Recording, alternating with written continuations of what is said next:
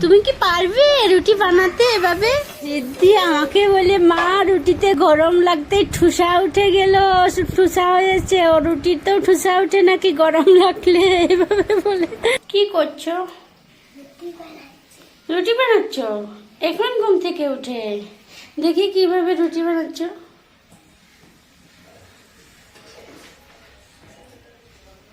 একটু একটু করে এইরকম করে না তো, একসাথে বড় করে ধরে তো।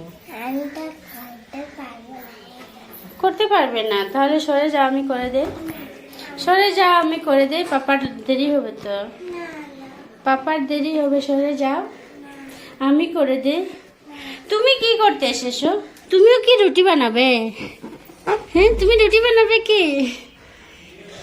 চলো। মা কি সুন্দর ঘুল করে রুটিটা বানালো, পুরা চাঁদের মতন।